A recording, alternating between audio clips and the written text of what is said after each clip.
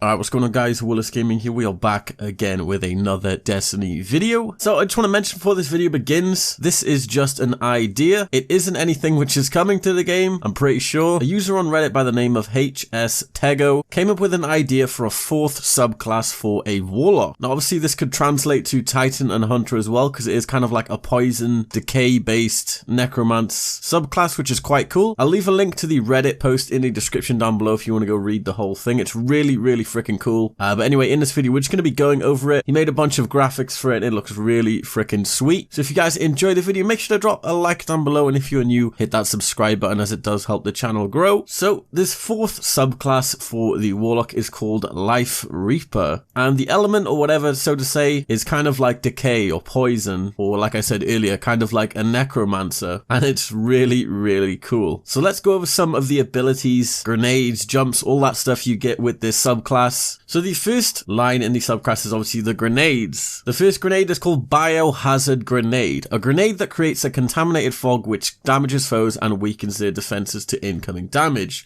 So kind of like a smoke bomb. Then we have Lead Grenade or Lead Grenade, an explosive grenade that confuses your foes so they cannot differentiate between allies and enemies. So kind of like a flashbang really, but maybe you can see, it's just you can't see who's friend or foe. Then we have Parasite Grenade, a grenade that splits into target-seeking projectiles. Sticked enemies absorb half of your damage. So he said this would perform nothing like manacle scatters, except they stick for a few seconds. They half the damage you take and give the other half to sticked enemies. They themselves don't do much damage like the other nades here. It's more of like a debuff you put on your enemies to do damage, which is quite cool. And obviously any damage they're doing to you while they're stuck by the grenade is halved, so they don't do as much damage, which is awesome. Next, onto the super row. So the super is called Decay Bringer. Surround yourself in a decay fog that damages you and enemies nearby. Yes, you heard that right, damages you. Kills instantly heal you and all stats are improved. So you basically, when you activate it, you have to get kills, otherwise you're going to die. And obviously there's a huge AoE around you which damages enemies.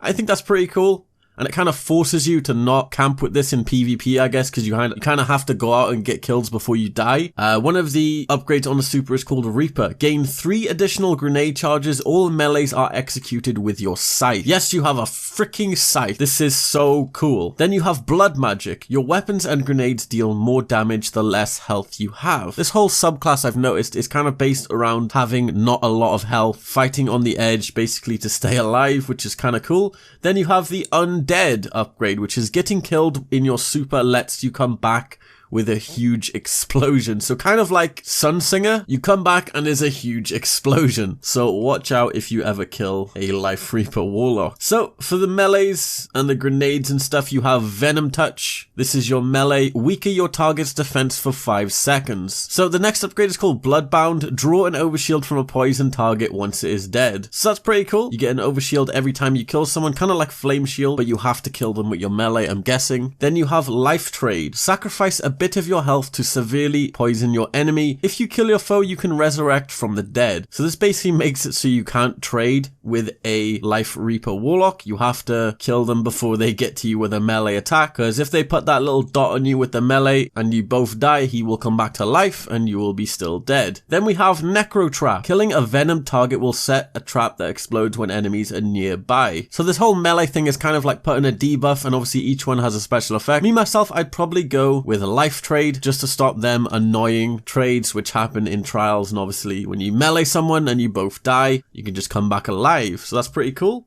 And then you have the basic stat tree, and then after that we have the next row. So we have Stabilized Cores. Decay Bringer lasts longer and the fog is bigger. Allies staying in the fog deal more damage. So it's kind of like an AoE support thing. The fog is bigger, it damages more enemies around you, and it helps your allies, which is a really cool thing because it's good for PvE as well. Kind of like a moving Weapons of Light. I don't know if it'll be as powerful as Weapons of Light, but that sounds freaking awesome. Next we have Reaping. Kills charge your grenade by 5%. Incoming damage while having no shield charges your super. So that's pretty sweet. You basically have unlimited super and unlimited grenades, which is cool when using this subclass. Then you have Summon the Dead. When you come back to life, you resurrect dead allies nearby. Wow. I'm not really sure about this, like how this could be balanced. So let's read what he said. He says it's much more of a PvE thing than a PvP.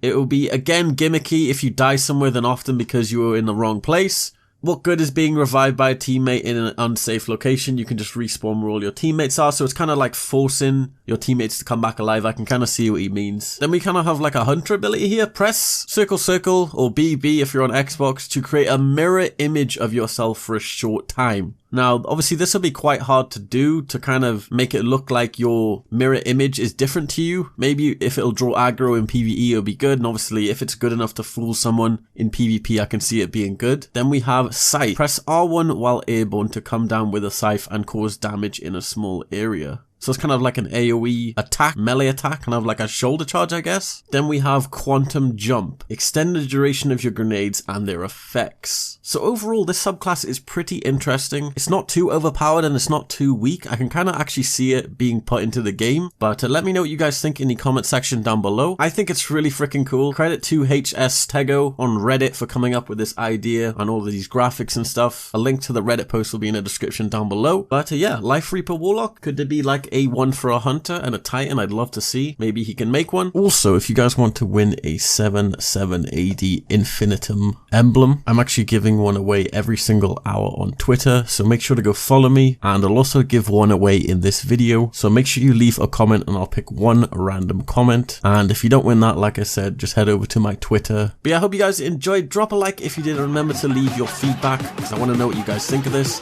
I'll see you guys in my next video. This has been WARLOCK Gaming, and peace.